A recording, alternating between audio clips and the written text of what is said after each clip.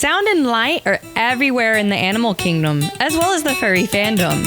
From species that do some crazy bioluminescence to convention staffers that pull off some amazing things to make dances happen at their best. Today we'll be covering all those topics and more. You can't teach me anything, I got a brick between the ears. I don't have time to wonder why the seasons chase the years. Water's wet and my eyes are dry and that wind it tends to blow. Well, I'm too old to learn, cause there ain't nothing left to know.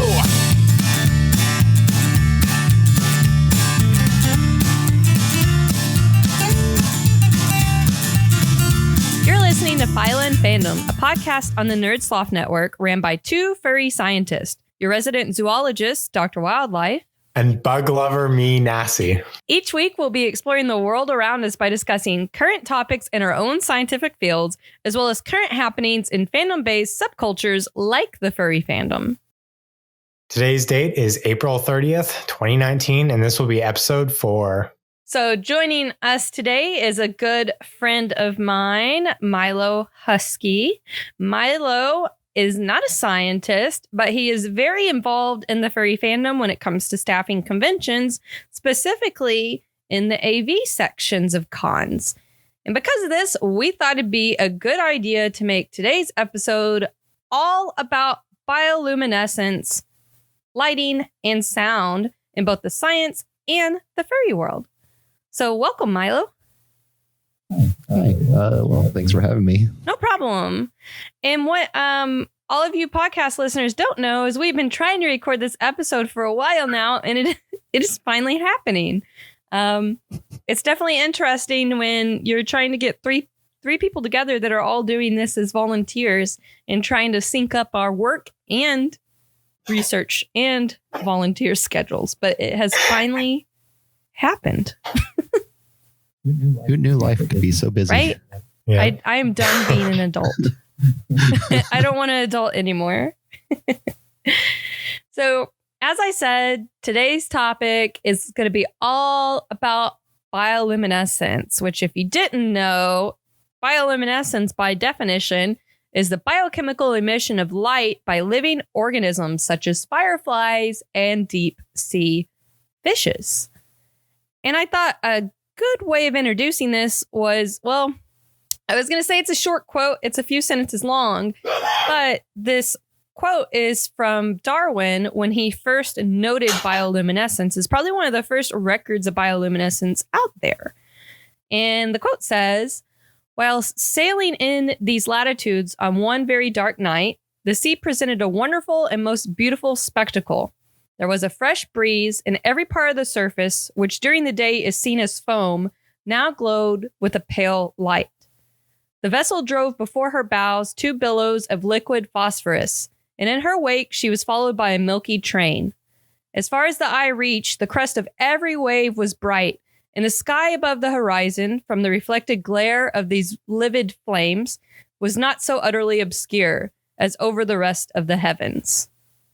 So, obviously, that would kind of be a freaky thing to notice if you're one of the first explorers out there and in the middle of the night, the whole ocean is glowing. I really can't wrap my head around what kind of experience that would be. I mean, that's kind of why, like, sailors' stories get made about, like, sea monsters and stuff like that, too, right? Yeah. They see these weird occurrences on the ocean where, like, the whole...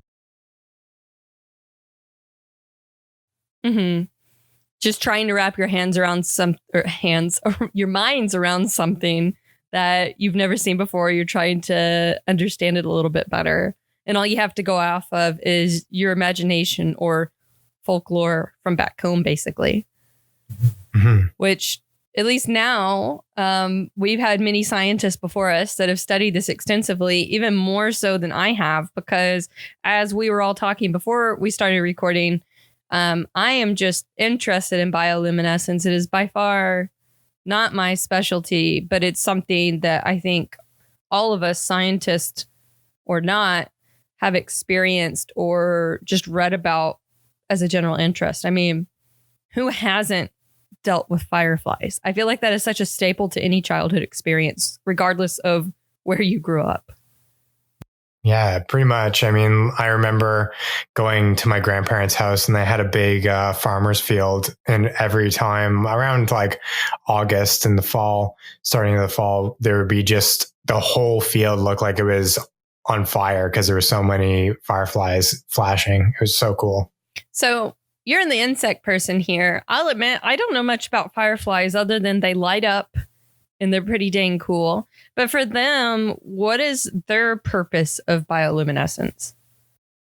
So the reason why fireflies do it is mostly for the adults, it's to signal for a mate. So the males will have a certain pattern that the females will react to, and then they'll fly over and get the next generation started. I like that and way it's of actually putting pretty it. Cool. Sorry. I like the way you just put that. Get the next generation started. Yeah. They just turn on the lights, and then they're like, "Okay, we're done." Very scientific way of putting it. Yeah.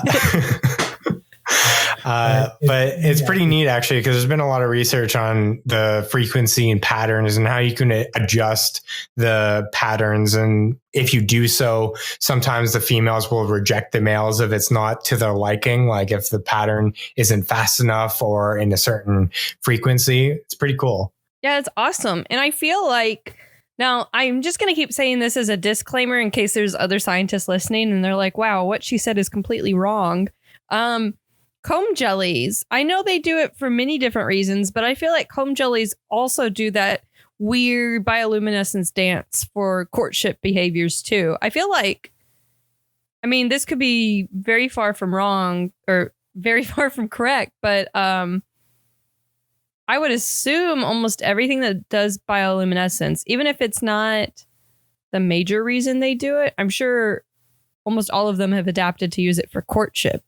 You would think. Mm-hmm. I mean, if you have this cool way of lighting up and making yourself stand out, you would think you would use it to try and find a lady or man, whichever way you want to. Yeah, it's kind of usually used in some way to acquire a resource, because if it's not trying to find a mate, it's usually for trying to find prey or lure in prey.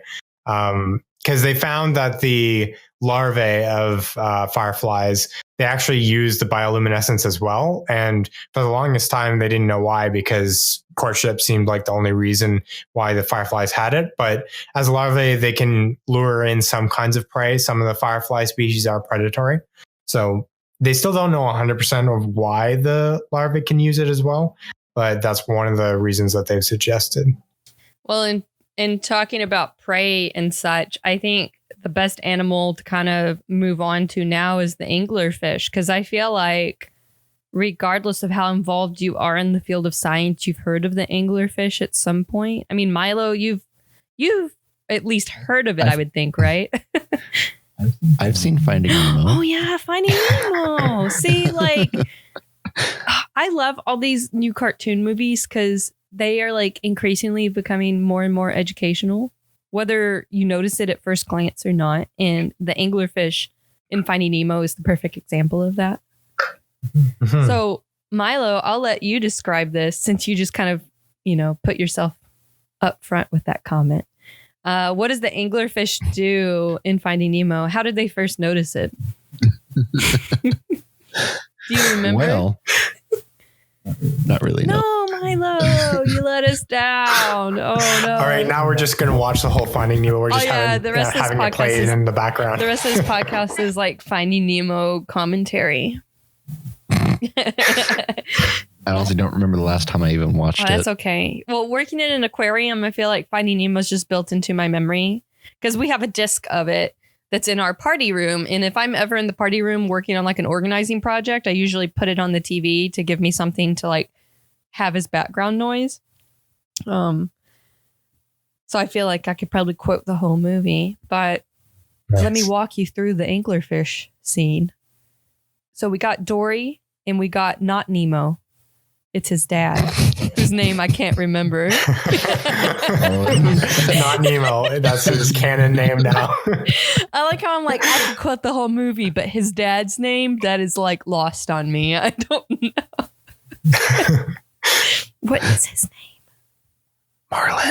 Okay, we got we got Dory and we got Marlin, aka hashtag not Nemo in parentheses. So we got those two. It's dark and they see some sort of light in the distance. And I can't remember the exact complete setup, but Dory's, just being Dory and like tries to talk to it or touch it or something. And the light starts moving, so they follow it. And then as they get into a more lighted area, it's revealed that the light is just a smaller attachment to this giant spooky fish that is the anglerfish. So that scene, as a lot of other scenes in Finding Nemo are, is pretty accurate in the way that anglerfish use that lure. So they have a lure that's basically looks like a fishing rod and line that hangs off the top of their head. And at the end of it, there's like a little light bulb, you could say, a little lighted area. They use that to draw prey in, like Dory and Not Nemo. In the wild, obviously, it'd probably not be clownfish or tangs, because I don't think they go down that deep in real life. If they do, they're incredibly lost. But they do bring in prey that way. And I love when we bring in movies, because I feel like that just brings out more nerdiness and hilarity when you bring in pop culture. But I don't think, while we're on the Finding Nemo topic, I don't think there's any other bioluminescence in there, is there? They don't really go into squid territory. No. No, I don't think there was any other, like, I don't remember any, like, bacterial blooms or anything like that either. Well, that would be cool. Yeah. Maybe they need to make a third. I don't know. I haven't seen Finding Dory. Is there anything in that one? Finding Dory almost completely takes place in an aquarium. Oh. It's pretty cool, though. There's an octopus, but that's a different kind of camouflage than bioluminescence. So maybe a topic for another day. Yeah. So I continue on this topic of hilarity. One of, I don't know if I should say least favorite and most favorite animals that has bioluminescence is the glowworm, which is a member of the firefly grouping of animals, I think, right? No, actually, the glowworms are fungus gnats. Fungus gnats. Yeah, so they're a fly. Oh, tell me a little bit more about that then.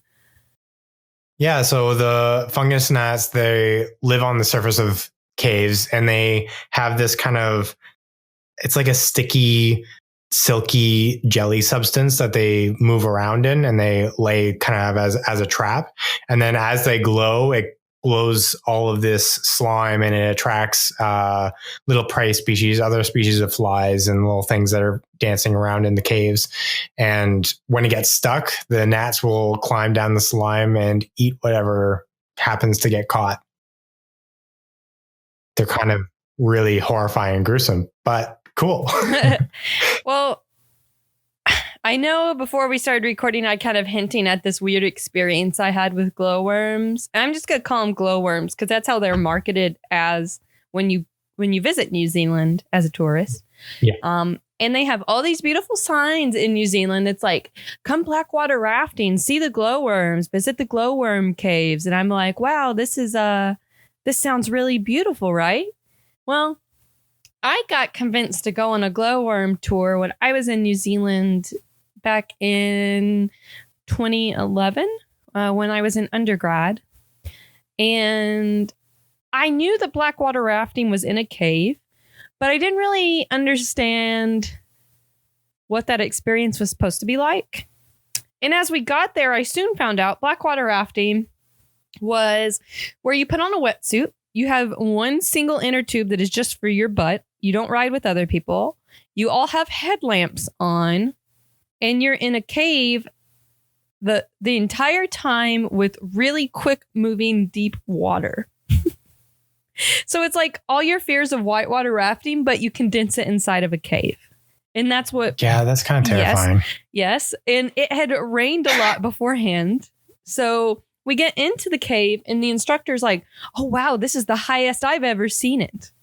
And mind you, at this point in my life, I did not know how to swim. So all I kept thinking about was I'm just going to fall off this tube and get lost in this cave system and drown. That's the end of me. My story ends here. But thankfully, that wasn't the case. I got over my fear pretty quickly. I think what made me just finally start relaxing was there was one section of the cave that involved a waterfall, and we actually had to jump off of it to keep going. You couldn't just like ride off of it because it was a pretty big waterfall. Oh, Yeah. wow. And I was terrified, but the instructor, who was this very cute New Zealand dude, or Kiwi, I should say, very cute Kiwi. He was like, do you... Kiwi's not in here. Huh? Oh, yeah, not that Kiwi.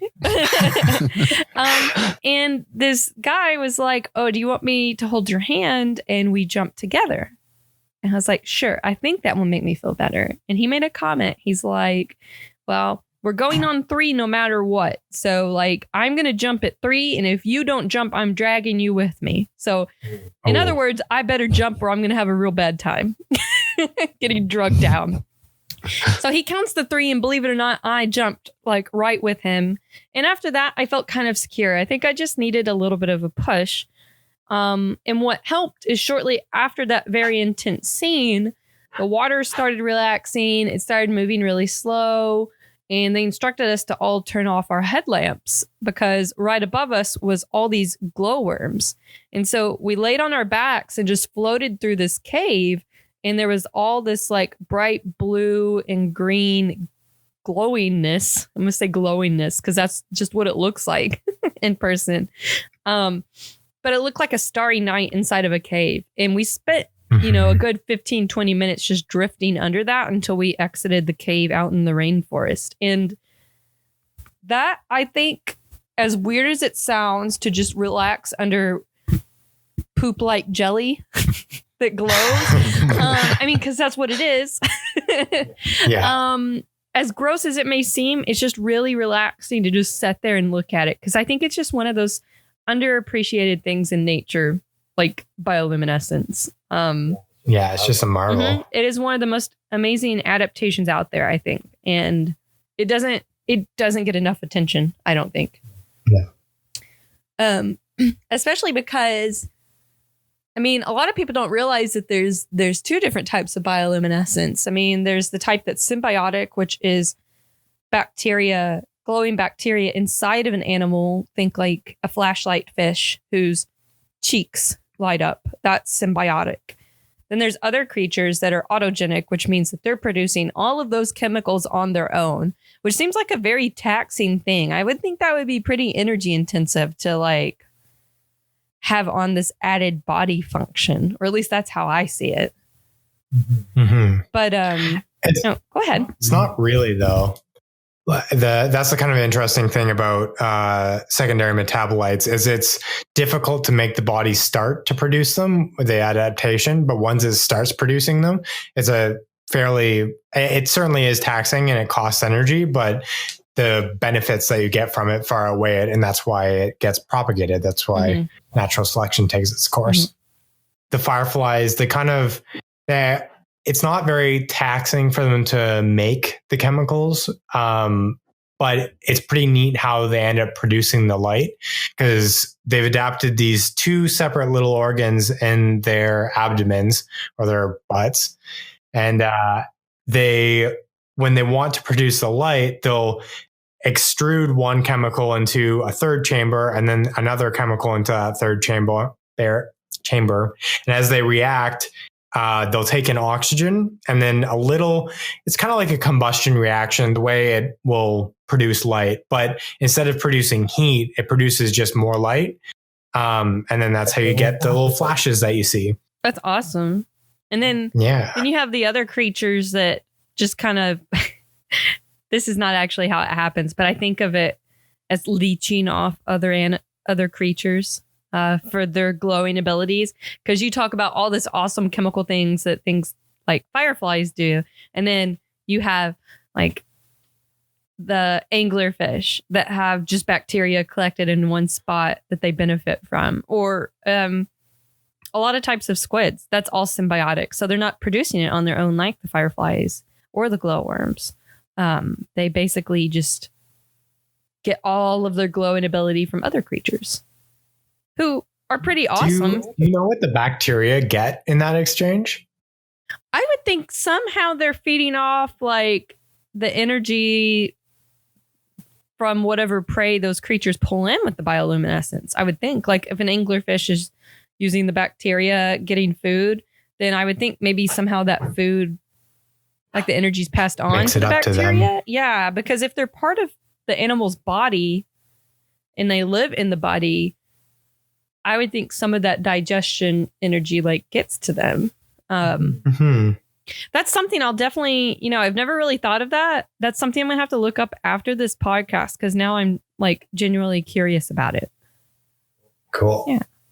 And I mean, we keep talking about bioluminescence for finding mates or finding prey, but I think one of the cooler aspects of bioluminescence is counter illumination. So like using it to confuse other predators.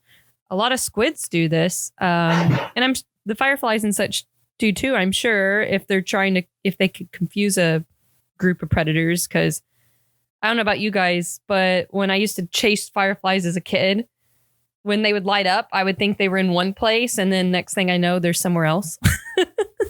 Oh, yeah, that's true. Yeah. I don't think I've read anything about that, but I'm sure that's the case as well. Yeah, I'm sure it's like a secondary thing to it because they move so quickly. But that light, like if you see them in one spot, I feel like it stays in your memory that, hey, that firefly is right there. And so you go into that direction. And then next thing you know, the firefly is like 10 feet in the opposite direction. Yeah. And then you're just spending 15 minutes chasing one firefly. Yes. Yeah. Sounds like you had personal experience with this, Milo. Yes.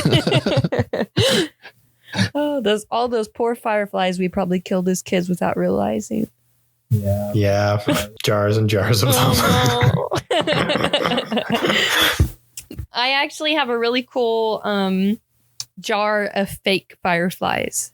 So they make those now. Oh. I can't remember. I think I got it as a Christmas gift. So I don't know where you can get them, but they have like fake little fireflies in it and it runs off batteries, but it kind of gives the same experience if you like turn it on. So maybe we could advocate for kids to get that.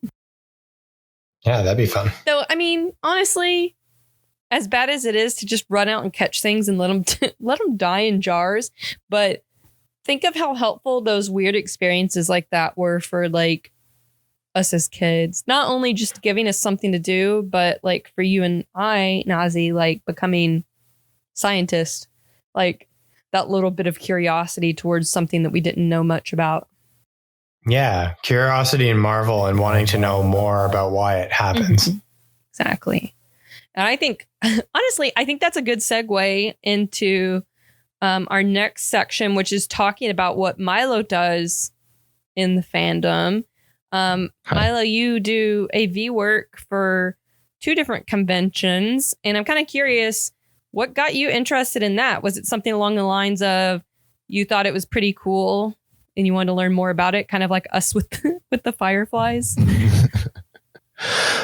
Well, let me go back to the beginning. So when I was in middle school, I started doing theater classes, and I wasn't necessarily like the best actor. And well, first off, I've always had like that kind of inquisitive mind, like trying to figure out how stuff works, and that kind of stuff. So I wasn't really the best actor for that type of stuff, but I still wanted to help out because it was fun. And the teacher was like, here, she gave me this dusty old piece of crap lighting board and said, go have fun. And I kept figuring out and just kind of working with stuff and seeing what does what. And that kind of progressed through high school. And I ended up studying that. When I went to college, I went and studied lighting design for theater, and it just kind of progressed. That's just something I've always had a very big interest in, and it's fun when you're not under a time crunch or doing it for a specific reason. So like whenever you go to a convention, just seeing that kind of the lighting that you might expect at a concert or something, it's just exciting to see. And so since I had a background in it already, I figured, well, why not go ahead and volunteer? Because, conventions are always in need of volunteers and people that know how to do stuff. So I figured, well, I want to give back somehow. So I figured that's just best way to do it. Yeah. And I think that's kind of how I got my start in conventions too, just from whether it was helping organize volunteers or organizing other staff areas, or most recently doing PR and marketing. I've had experience with that in my own career. And then getting involved in the furry fandom and seeing this need for more help in those areas, I was like, oh, well, I can actually give back to this. So it sounds like for you, that's a very similar start with your convention work. Yeah, definitely. What would you say your favorite part of working these conventions is? Like, what do you like the most when it comes to the AV work? I'd have to say like the Friday or Saturday night dances when the DJs are going full tilt, everyone's dancing, and it's kind of hard to describe the feeling, but it's just amazing to see all these people, in a way enjoying your hard work that you put in and seeing it pay off and then create these experiences for all these people that they'll hopefully remember for years. And it's just really rewarding to see that. So I'd say that's probably my favorite part of, working AV for conventions, just seeing that kind of feeling it evokes. Yeah, I think both of us, well, all three of us, but I'm just saying both of us from a host standpoint, I think both of us are very grateful for those dances, even if we don't dance that much. I mean, Nazi, I think you enjoy dances at cons. I've seen videos of you at like Howl in other Toronto events, so I kind of have an idea. Yeah. And it's like I imagine being a lighting technician at those dances is almost like being the DJ or artist, because you can definitely contribute a lot to the hype in the room and the excitement just based on like whether the beat, like when the beat's hitting, like the flashes are hitting and the lights are changing. It's an entire experience, and that's all you, like that's all part of what you're doing. And not enough people give credit to the people that are doing that. Like they always think, oh, the DJ is doing such a great job, but it wouldn't be as exciting as a dance at all if it wasn't for the lighting that's going on as well. Right, definitely. And one way that I like to think about it is, while the DJ is up there playing their songs on their equipment, we're back there in the back of the room, playing along with them on our console, timing the music and with the lights and just making everything seem cohesive when really it's just, fly by the seat of your pants. Oh, this will look good now. And then something else. And it's just very in the moment. You're feeding off the DJ's energy. Right. So they don't, that was something I was always been curious about is, do they give you like a set beforehand, like the set that they're going to play and you kind of listen to it beforehand, or do you just do it like right then and there? Nope. It's all right then and there. From what I understand, from what I know about DJs, they provide, a demo set list to be chosen, but the actual set list they play at the con is, whatever they want to play. So it's not, they might have a plan of what they want to do, but it'll be very on the fly as well. Wow. That's spectacular to me. Like that it can, because I've never noticed it ever being like offbeat or off, like it doesn't seem to match up, or it's like kind of completely off of what the music is. So that's a big kudos to you for being able to do that. Yeah, it's very you have to, kind of be able to keep a beat and kind of guess more or less what they're going to do. And you can kind of tell, depending on what type of music they're playing, what kind of flow they're going for. But other than that, it's just kind of, well, here we go. Yeah, so you have to adapt. You have to be quick thinking with that. That's pretty awesome, though. I've never really thought of it that way. And that, I think, presents just how difficult AV work can be. Mm. Oh, and one thing I'd like to add is at BLFC last year during one of the DJ sets, I think there were 4 of us that each had our hands on the lighting console at the same time, each doing a separate thing. Oh, man. And we were all contributing to it. And I'm not sure exactly how it was perceived, but it was just kind of funny to think there's 4 separate people, each just doing their own input to the show. Yeah, it's a concert, really. Like, you are a musician in your own right. Mm. So cool. Like, one of my favorite things at FE, they always have, or the past couple of years anyways, they've had this touch sensitive floor panel where they kind of like put it in the middle, and it's all these different panels that will light up different depending on the pressure that's put on them and that kind of thing. And they released a tweet before the con of them putting it together and like all of the circuits that it required and like the connections and that kind of thing. And I was like, wow, the amount of effort that goes into that and understanding and then testing is just amazing. And to put it on for like a few hours, Friday, Saturday, Sunday, it's crazy. Yeah, that's just on a whole nother level. I think I watched that same video and that's a whole nother thing that I can barely wrap my head around. Yeah. It's cool how detailed it gets. And like, I think that's one of the most interesting things is it's just advancing more and more in the fandom. Like, these conventions are getting more and more elaborate. The lighting and everything. I know last year at FWA, the dancing hall was massive and they had these massive like video screens going. Mm. And then this year they're supposed to have the, what are they called? Mystery Skulls, I think, playing a concert like at FWA. Yeah. And so that's just going to be on another level completely as well. And it's just so cool to see this evolving. Yeah, definitely. It's the dances and raves and all that type of stuff. I see it as like one of the big attractions for cons. That's a very big way that people kind of, measure the success of a con. Is like, wow, look at the size of this dance. Look at all this lighting stuff they're able to put on. And it's just, it attracts people, it's very flashy. People want to be a part of that kind of celebration. And it's just, that's a big draw, I think, for these conventions. Yeah, that was like, that was one of the things that I talked about in the first episode with my kind of introduction to the fandom was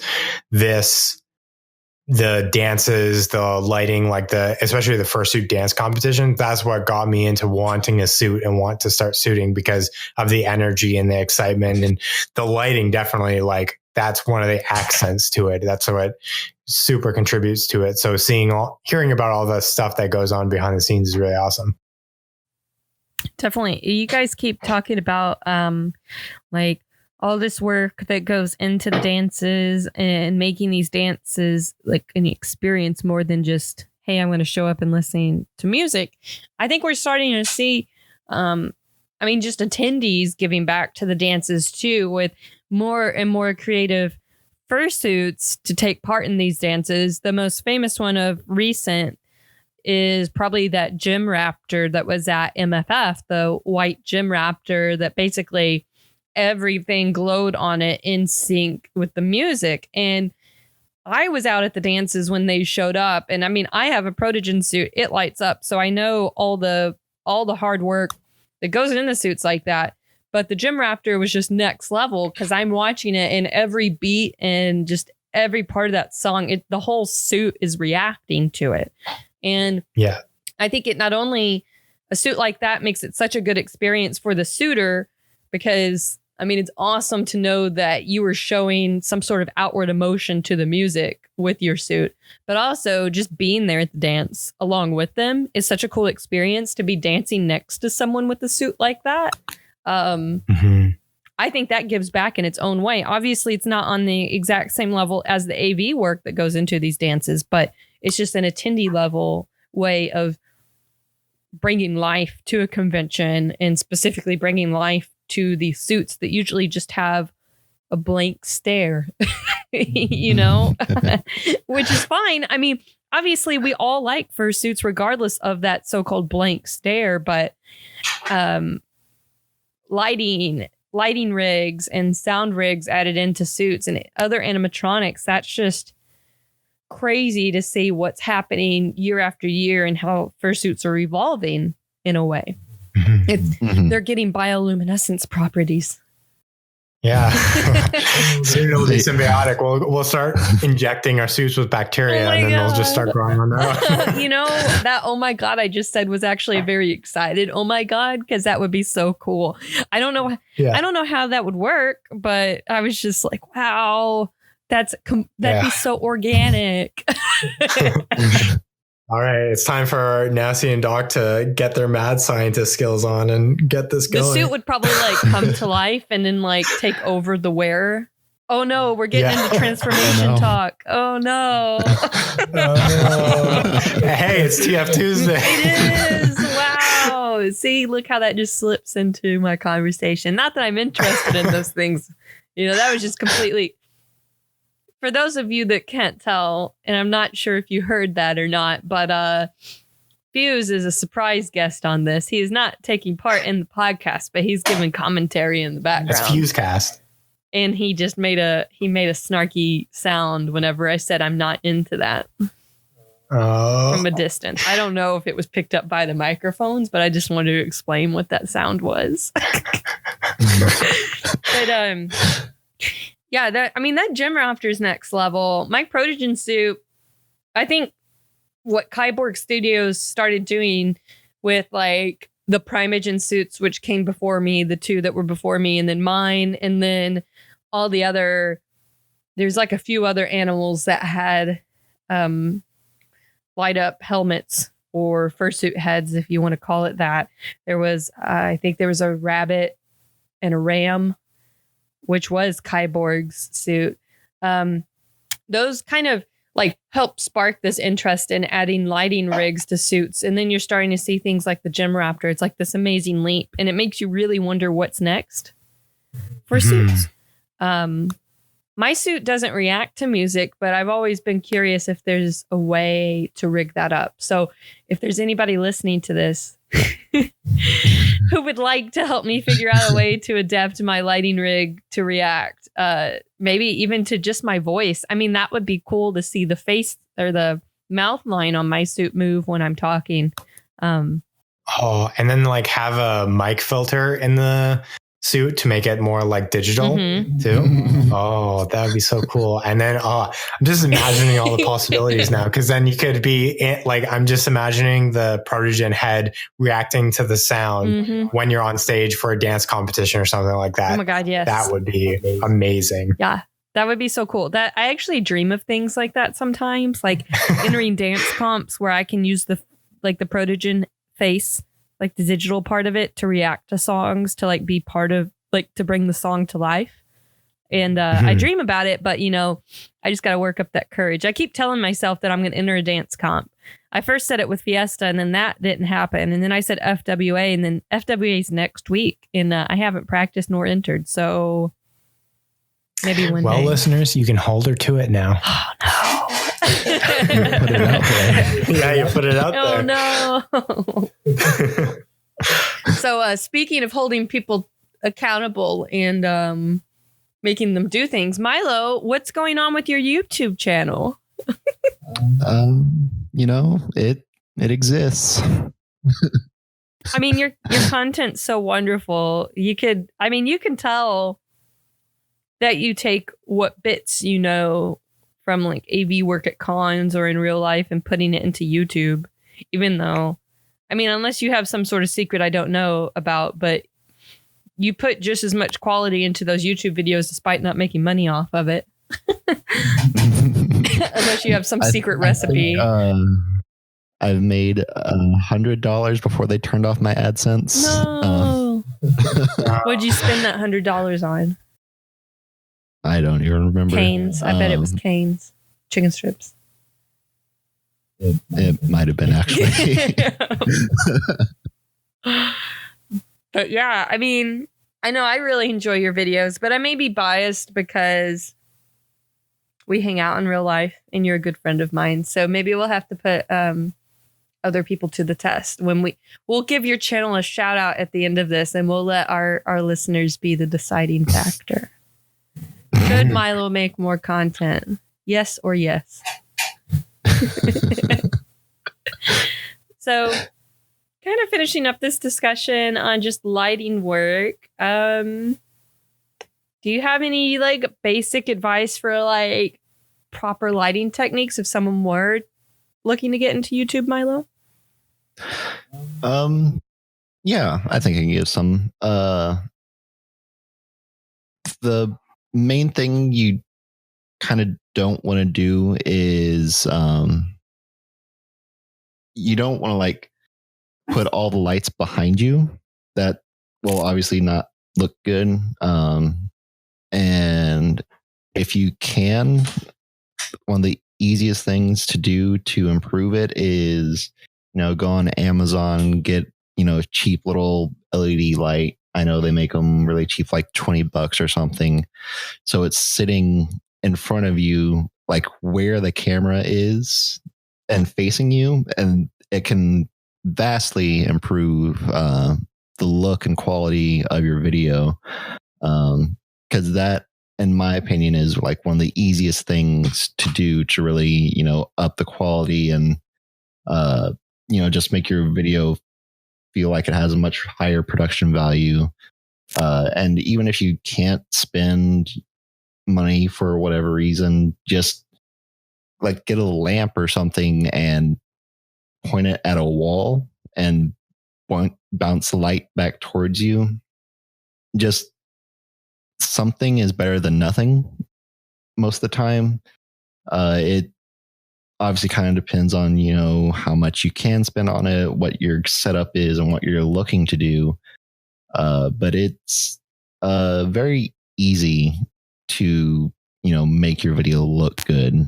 And if you try to, boost your camera, your ISO, or I'm forgetting what I'm trying to say, but, trying to do it all on camera is not going to produce the best kind of image quality, if that makes sense.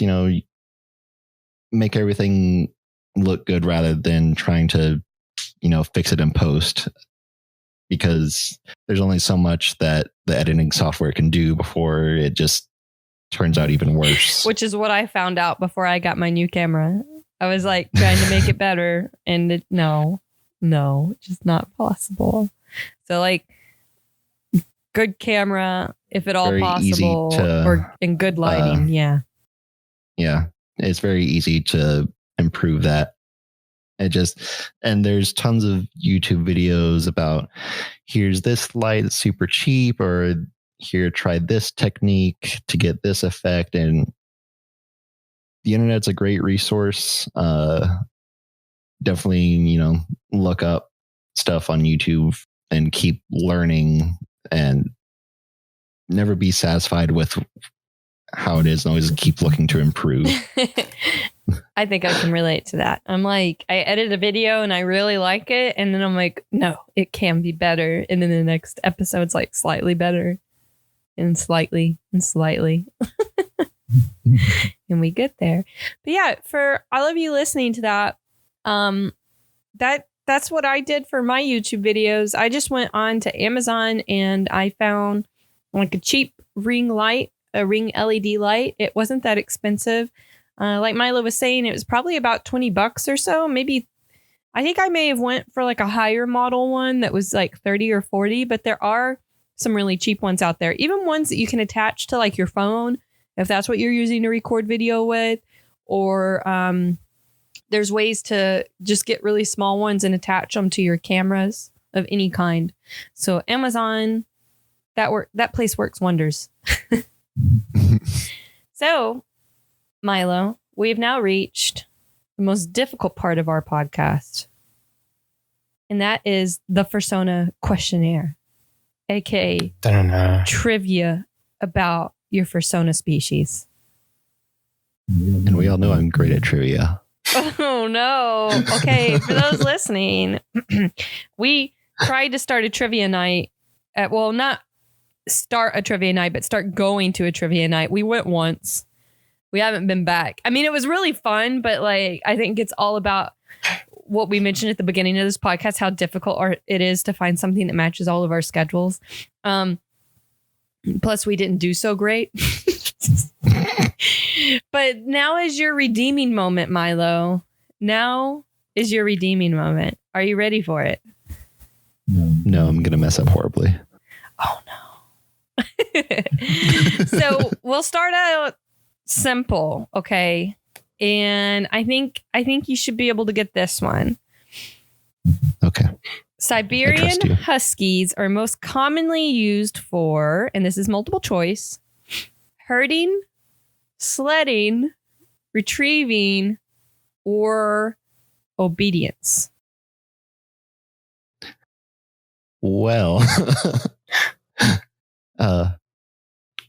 B, sledding. Yes. Ding, ding, ding, ding. Yeah. Sometimes we do sound effects together. So, you never know what kind of sound effects you're going to get. That is correct. Okay. So you got one correct.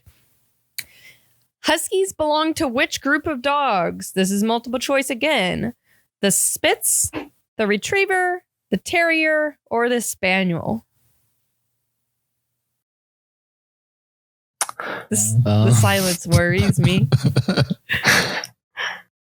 The first one? Ding, ding, ding, ding. That is correct. Maybe I made these too easy.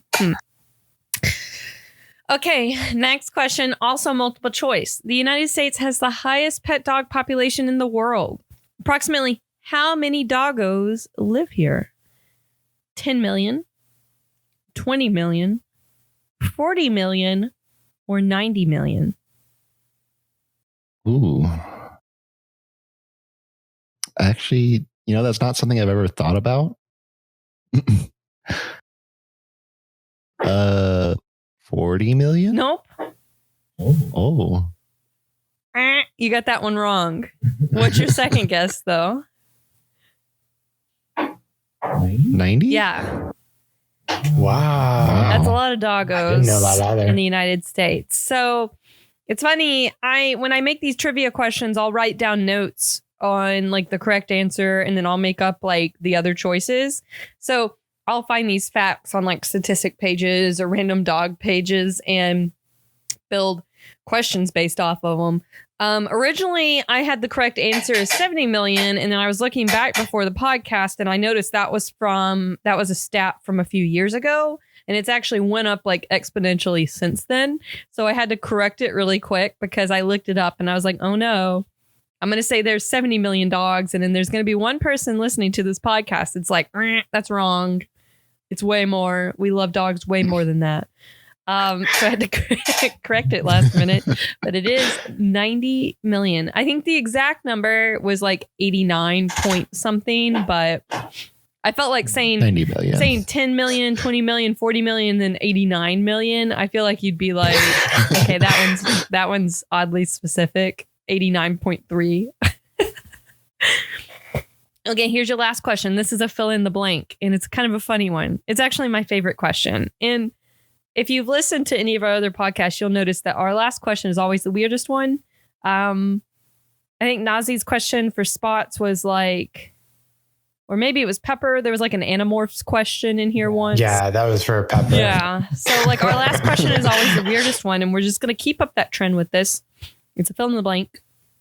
When your dog is carefully choosing the perfect place to do his business, it is because they prefer to go poop in alignment with blank. What?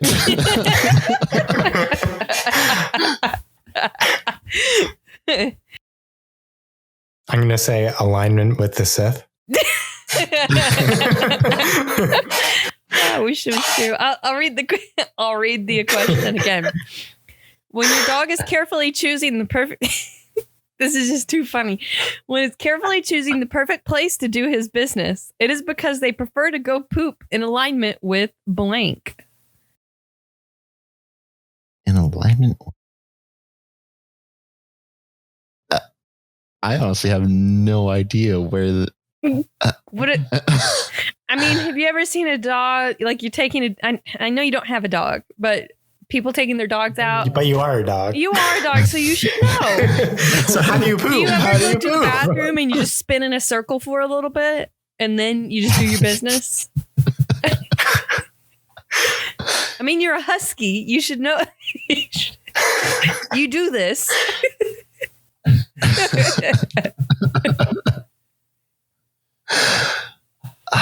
Oh, gosh. Would you like me to give the answer?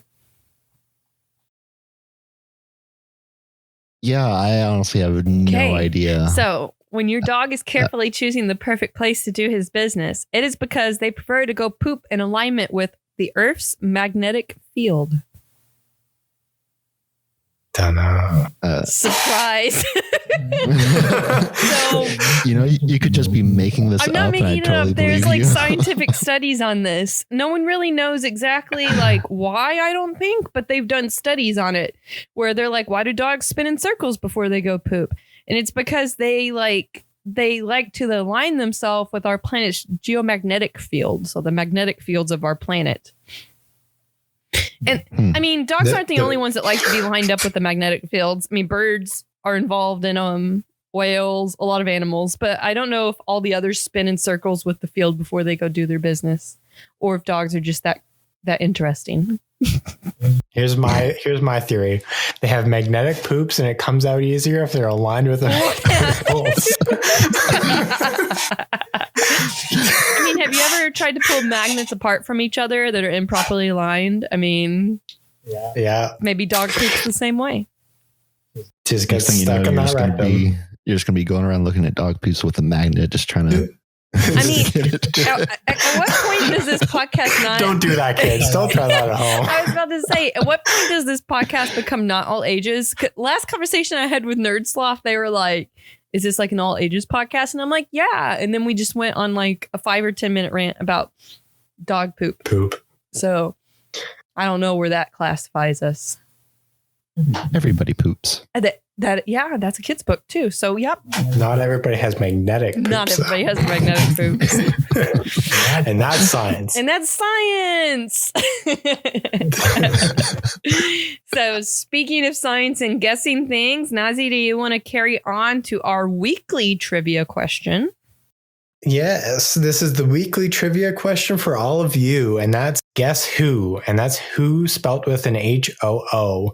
This is a weekly trivia section where we question you on animal vocalizations, and we will play a clip of an animal sound, and we'll ask you guys to submit answers to what you think it is at Phyla and Fandom at gmail.com or using the hashtag Guess Who on Twitter or any of our other social media sites. So for last week, this was the sound.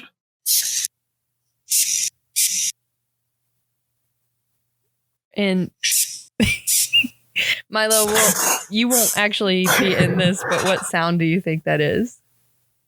I heard y'all talking about it earlier. Oh, I did say, okay, never mind. Okay, Nazi, go ahead and reveal what it is. I ruined it. So nobody guessed, but that was an ant. Last week's episode was all about the vocalizations and the sounds that animals make. And so I wanted to make this one a little bit more challenging. This was a species of Polycondyla or Pachycondyla ant. And it's actually really cool because about 5 years ago in the tropics, there was one species of Pachycondyla that was thought to be ubiquitous over all of South America. But then one scientist decided to hold one of the ants up to his ear and it made it a little sound. Yeah. And so after that point, he was like, oh, I wonder if all of the ants make this sound. And so he gathered up a bunch of workers from a bunch of different colonies and held up a mic to them. And he found out that each population that he had sampled actually had a different vocalization. And so when he had done genetic work with these different populations, he actually found out that they were different species altogether. So even though they looked very similar morphologically and based on coloration and the shape of the body, they were actually different because of the vocalizations and genetic makeup. That's really awesome. Who would have thought ants could be so complicated, honestly? Yeah, they actually do this by rubbing two of the segments on their abdomen too. So they're clapping their cheeks, as it were. Oh my God. This podcast is so full of good quotes. What did you say earlier? They start the next generation. Yeah.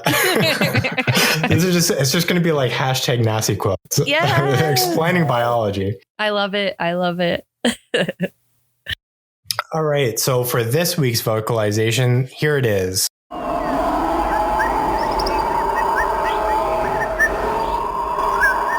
And so if you have a guess as to what that sound was and what animal that was from, send your answers to phylaandfandom@gmail.com or using the hashtag guesswho, that's who with an HOO, on any of our social media. And then we will reveal the answer next week, and whoever wins will give you a shout out. Also, speaking of social medias, you can find us on pretty much every major platform. We are on Twitter under Phyla and Fandom, as well as on Facebook, also under Phyla and Fandom. We also recommend, obviously, following and supporting us on our Patreon, which is patreon.com/Phyla and Fandom. We also highly recommend that you follow our network, which is Nerdsloth. You can find them on Twitter and Facebook simply under Nerdsloth Network, or check them out at their website, which is nerdsloth.com. As for following me specifically, Dr. Wildlife, you can find me pretty much on Facebook, Twitter, Instagram, and YouTube under Dr. Wildlife. And you can find me at Entobird on Twitter, YouTube, and Facebook. And Milo, where can they find you? So I am on Twitter at Milo Husky Pup, and I also have an Instagram under that, even though I don't use it. And my YouTube channel that exists is Milo Huskers. How adorable. Maybe and it's also linked on my bio on Twitter. And, maybe go pester him to make more YouTube content on there. Maybe all of us together can make a difference in the life of Milo Husky and his YouTube channel. And maybe he can make a video about dogs spinning in circles to go poop. You remember that one time you said we were going to make a video, Doc? Oh. You remember? Yeah. Moving on. Shout out. We should do that. Maybe it can be the dog poop episode. And I can just video you spinning in circles in suit. Be careful what you ask for, Miwo. You be careful what you ask for. Oh, no. I'm worried now. So I mentioned this a little bit ago, but you can follow our network Nerdsloth on Twitter, Facebook, and their website. I'm just going to mention them one more time. Our network is Nerdsloth. They are very awesomely supporting us and allowing us a spot on their website, as well as assisting us in getting out on other platforms such as SoundCloud and iTunes. So shout out to them. We love y'all. All of our listeners, be sure to follow them on their respective platforms as well. As for this episode, though, that's about it. We thank all of you for tuning in and hope this has sparked your interest in bioluminescence and that you seek out more information on it and spark that curiosity a little bit more. Thanks again. And poop. And poop. And poop. That's a good end comment. I'm just going to leave that there.